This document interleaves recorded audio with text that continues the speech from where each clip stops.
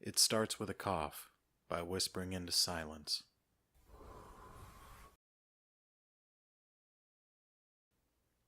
It starts with a cough.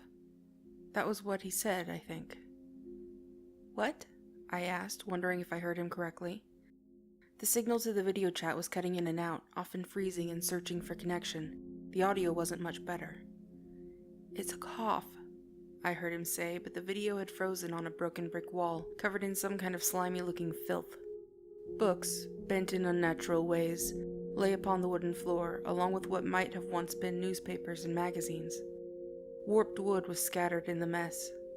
It was my uncle's library. This had to be killing him. "You're breaking up, James," I said as the video suddenly changed to my brother, briefly, before giving me a glimpse of the world outside my uncle's house as he moved. The sky was blue but heavily covered with clouds. Trash could be seen thrown around the once pristine yard. The tree where we had built our tree house had fallen over, taking out the neighbor's car. People could be seen in the distance, but I couldn't see what they were doing clearly. Then my brother came back into view, and he looked terrible. Beads of sweat dripped off his face, his already short brown hair sticking against his face, and the top of his shirt clung to his skin. His eyes were bloodshot, his face flush. He gave me a weak smile, and I immediately noticed his cracked lips. "Better?" he asked, his voice hoarse. I nodded to him while saying, "You look like shit. I think you should come home." He opened his mouth as if to speak, and then started coughing. I watched helplessly as his face flushed even more than before.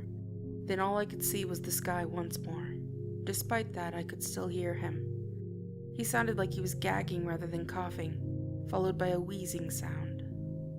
I paced the living room, debating on if I should call Charles, someone who was supposed to be there with him. The only thing holding me back was that I would have to hang up with James. The wheezing slowed, and I could hear spitting. "James?" I said, hoping to be heard. I had no idea how far away his phone was from him, but since I could hear him, I was hoping he could hear me. "I'm okay," he replied a moment later. He didn't sound okay to me. He sounded awful. "Where is Charles?" I demanded. "He should be there, helping." "He's in the house. He's worse than me. He's coughing up blood." I stopped pacing immediately, standing still. "What?" I asked, startled. "Why aren't you at a hospital?" "I'm not going to risk it," was the reply. "What is wrong with you?" I demanded. "Emma, listen to me," he started before coughing once more. All I could still see was the sky, but I knew he had to be close to his phone. "I'm going to call Mike," I replied, knowing that my uncle would be in a much better position than I. I didn't even know how to call for help for someone in another state. "Emma, listen to me, please." It was a strangled plead. I couldn't ignore that. "I'm listening," I replied. "We found something. It was in the house, buried in the rubble. It looked like glass, but moldable like clay. It seemed to glow dimly, the color of dark, deep blue. For some reason, it reminded me of the ocean. Never seen anything like that before. By the next day, we all were coughing. It starts with a cough." "James," I started. "Don't open it," he interrupted suddenly, his voice louder than before. "I don't know what possessed me to mail it to you. Just don't open it. Promise me." He came into view once more as the screen shook. I immediately noticed the blood on his lips. It hadn't been there before. "You need to go to a hospital," I told him. "Promise me and I'll go to the hospital," he countered. I shook my head in disbelief. This was beyond childish. "I promise. Now get to a hospital." That was the very last time I saw or heard from James. That evening I got a call from my uncle saying that they had found my brother dead in one of the closets in the house. Charles is missing. Today another storm is brewing.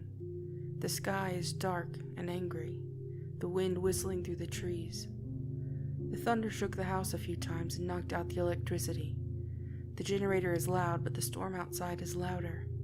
I never thought I'd be thankful that the internet company I used had decided to bury the cables underground. My television, on the other hand, is completely out, along with the phone. There's no calling for help, even if I wanted to. The truth is, I could never fulfill my promise to James. I had already received and opened the package before he had even called me. I'm a bit obsessed with the object. It is cool to the touch, and I had formed it into a butterfly shape. It is smooth and seems to never warm up no matter how long I'm playing with it.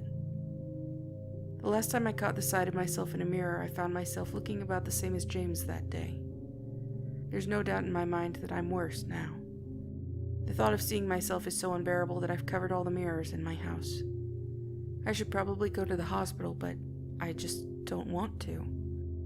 In fact, I want nothing more than to cocoon myself in my comforter and hide in the small, dark, confined space of my closet.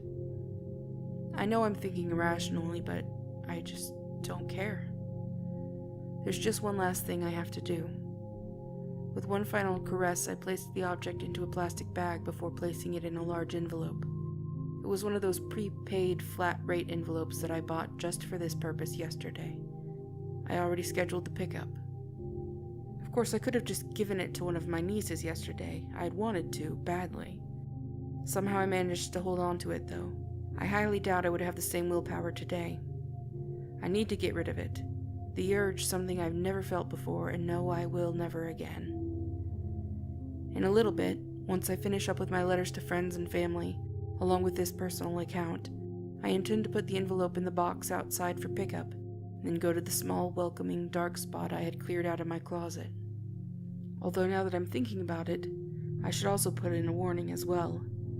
I think I will let them know it starts with a cough. This has been It Starts With a Cough by Whispering Into Silence, and it's read here with the permission of the author. If you have an original short story you would like us to consider reading, email it to thefleetingword@gmail.com.